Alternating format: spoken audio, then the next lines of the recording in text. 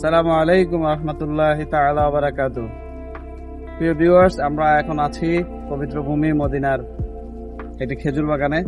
আমরা যারা বাংলাদেশে থাকি তাদের আসলে এটা ছোটবেলা থেকেই শখ যে মক্কা মদিনার সৌদি আরবের খেজুর বাগান দেখতে কেমন হয়, কত কত খেজুর ধরে, এগুলোর সাইজ কেমন। মূলত আমরা তো কাঁচা অবস্থায় খেজুর দেখতে পাই না, আমরা যখন দেখি তখন খেজুর শুকিয়ে যায়।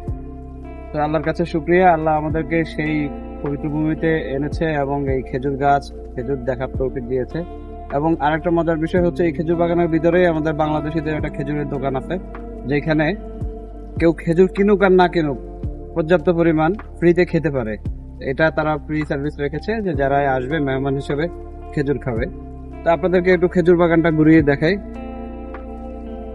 এইখানে অসংখ্য গাছ এবং সব গাছের মধ্যেই খেজুর ধরে আছে। সম্ভবত এটাই এখন সিজন, খেজুর পাকার সিজন।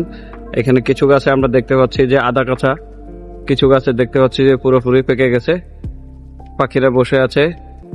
একেবারেই পরিবেশটা এত চমৎকার, বোঝাই যাচ্ছে না যে সৌদি আরবের মতো উত্তপ্ত আবহাওয়ার দেশ। মূলত আমরা আজকে টেম্পারেচার পেয়েছি 46 ডিগ্রি। ভিউয়ার্স, আপনাদেরকে যেটা বলছিলাম, খেজুর গাছে কাঁচা পাকা খেজুর, এই পাশের যে গাছগুলো আছে এই পাশের বাগানটাতে ম্যাক্সিমাম গাছে কাঁচা পাকা খেজুর।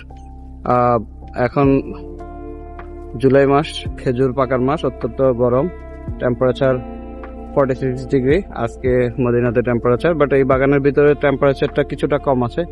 আর ঠিক উল্টো পাশের এই পাশের বাগানের গাছগুলোতে খেজুর অলমোস্ট পেকে গেছে, এবং খেজুর পেকে যাওয়ার আগে এটাই হয়তো সিস্টেম, খেজুরের যতগুলো থোকা আছে সবগুলোতে জালি দেওয়া, প্যাকেট দেওয়া, যাতে জোরে না পড়ে, পাখিরা নষ্ট করতে না পারে। সব গাছেই মোটামুটি খেজুর পেকে গেছে। হয় কিছু কিছু জালিতে পাকা খেজুরগুলো জোরে পড়েছে। আফসোস লাগছে পাখিদের জন্য, তারা এসে ঘোরাফেরা করতেছে কিন্তু খেজুর খেতে পারছে না।